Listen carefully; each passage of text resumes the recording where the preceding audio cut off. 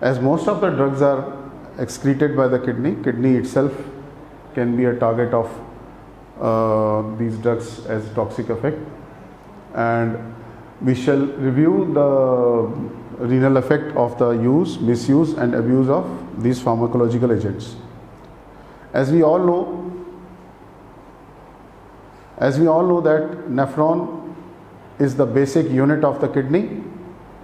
It filters the plasma, reabsorbs the good stuff, then adjusts the sodium, potassium and hydrogen ion, reabsorbs the water as needed, and ultimately it helps in eliminating waste, maintaining acid-base electrolyte and blood volume and calcium balance.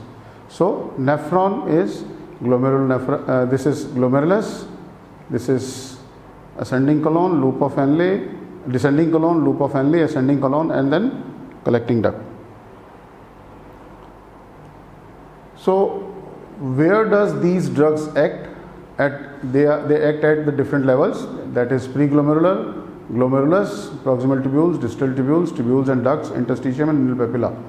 So what are their action? They can affect the afferent arteriole by constricting it. The drug is cyclosporin.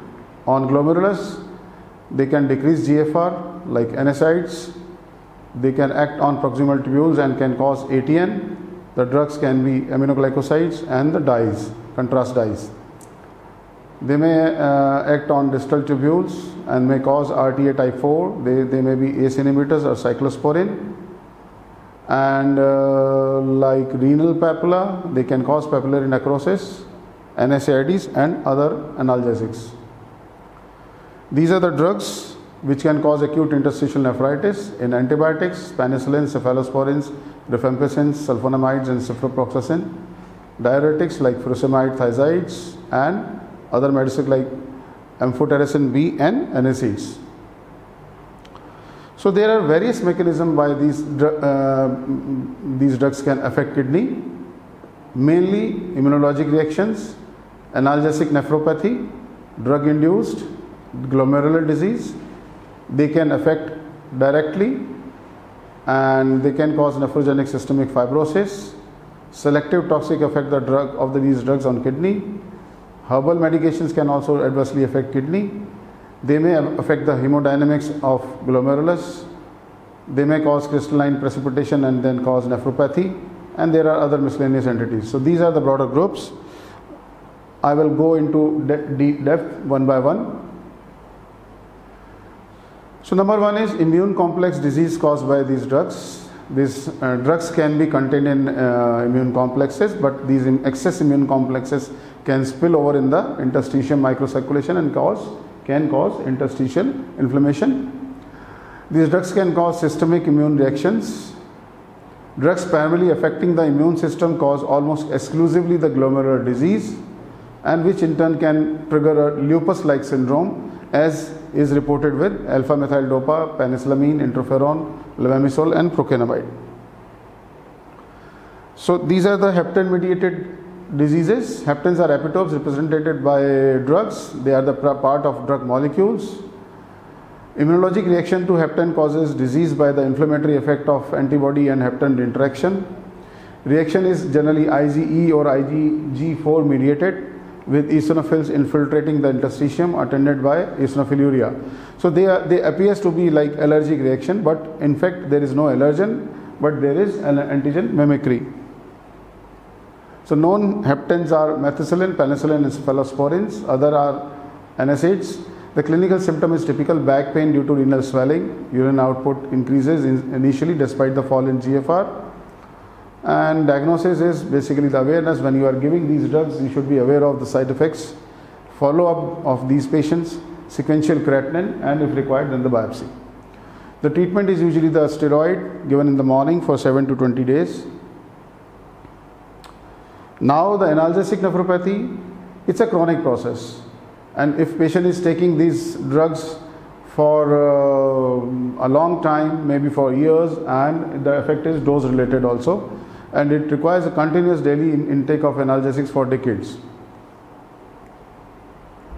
In many circumstances, the interstitium changes disrupt the vascular system and can cause ischemic alterations also. So So drug-induced glomerular diseases. Drugs can affect the direct toxic effect on glomerulus, either on endothelium, podocytes or mesangium. Drugs like bisphosphonates, antiplatelet agents, NSAIDs, interferons can cause this direct toxic effect on glomerulus. Puromycin can also cause minimum change disease. The direct toxic effect of drug on kidney, that can be AIN, acute interstitial nephritis. What happens? The damaged tubular cells releases cytokines. These in turn can cause activation of T cell mediated immunologic responses and fibroblast activation and interstitial fibrosis and consequently CRF, and can be prevented by prompt interruption of the offending drug. ATN, acute tubular necrosis, can be produced by a number of offending drugs such as clindamycin, antiviral drugs and substances that precipitate as microcrystalline drugs. ARF is the clinical counterpart of ATN. Creatinine rises rapidly and the patient becomes oliguric and can become anuric. The presence of muddy brown cast is typical hallmark, and although it occurs on, also in rhabdomyolysis induced renal failure, the anuric phase can progress to CRF directly or can recover variably. Very importantly, contrast ARF we see in day-to-day practice, characterized by a typical onset of the morning following the exposure. The patient will tell the physician that I have not passed the urine last night, and creatinine is increased. The urine, often obtained only through a catheter, shows the typical finding of ARF. The fractional excreted sodium is more than 0.25. Anuria or extreme oliguria can last up to average of 5 to 7 days, and during which creatinine continues to rise to levels compatible with complete interruption of filtration.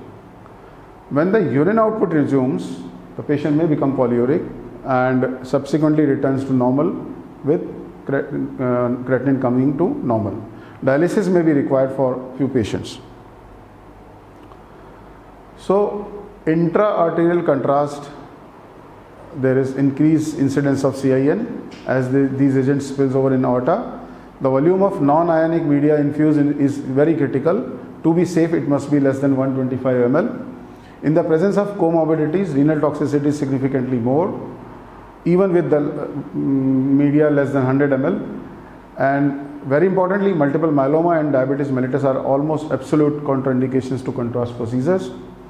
And what can prevent the contrast-induced nephropathy, that is extracellular volume expansion before and after, and maintenance of infusion after injection of the dye, that exerts a protective effect against CIN.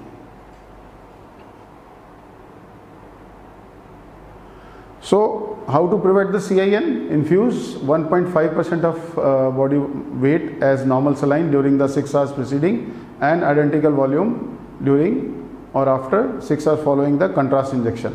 Bicarbonate can be given as 154 milliequivalent per liter solution at 3 ml per kg per hour IV for 1 hour before and for 6 hours after. When bicarbonate is infused as acetonic solution, this can cause expansion, which is almost of the same volume. N-acetylcysteine can also be given, and the practical thing is if we mix SBC 75 ml in 425 ml of saline and infuse 200 ml 1 hour before and then 60 ml per hour for another 6 hours after the procedure. Nephrogenic systemic fibrosis, mainly the dyes, gadolinium, dialysis can remove this. Selective effect of the drugs on kidney like cisplatin, aminoglycoside. I am coming to aminoglycoside, as it is very often used in the clinical practice.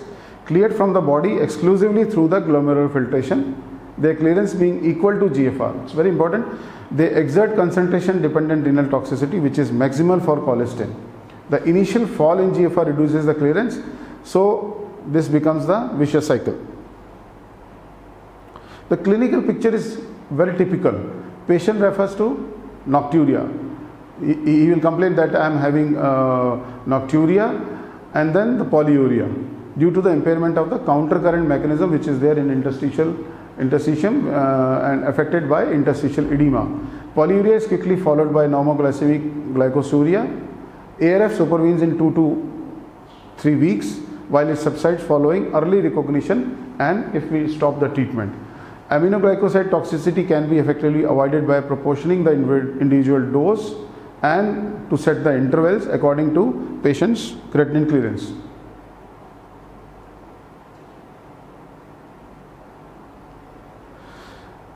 Again, herbal medications can also adversely affect the kidney. The mushrooms, bush teas, concoctions, like we have seen in COVID era, a lot of people have taken concoctions.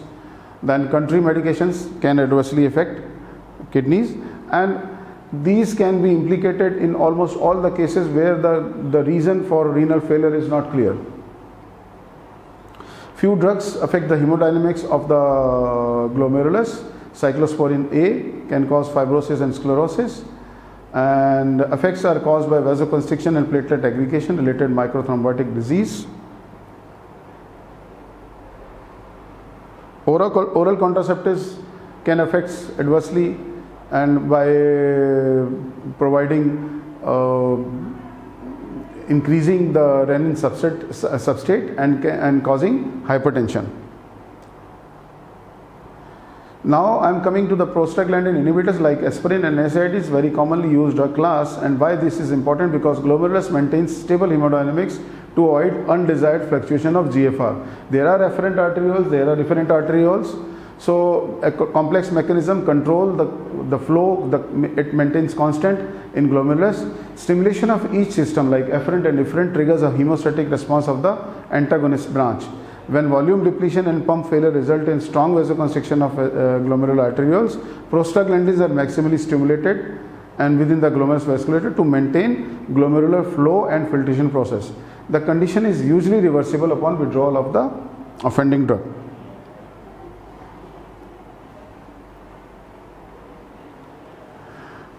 Now I am coming to the crystalline nephropathy. Due to intraluminal precipitation of the offending drugs because of pH dependent solubility, interaction with other tubular fluids, few drugs can get precipitated in tubules. Drugs like used in heart, tefenovir, sildenafil, acyclovir, indinavir, amiloride and sulfonamides. Miscellaneous entities with different mechanisms. Now I am summarizing my presentation. Patients who are patient-related risk factors for drug-induced nephrotoxicity, absolute or effective intravascular volume depletion. Patients who are volume depleted are at risk. Patients older than 60 years of age, diabetic patients, and patients being exposed to multiple nephrotoxins, patients with heart failure, patients with sepsis, and underlying renal failure in elderly patients. These are the formula to calculate the creatinine clearance to adjust the drug dose. So how to diagnose and treat the adverse effect of drug on kidney?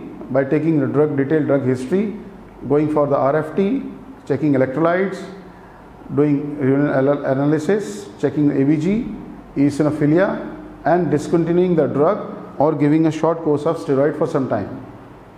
What are the general measures we can take to prevent drug-induced nephrotoxicity? Adjust medication doses according to the Cockcroft-Gault formula.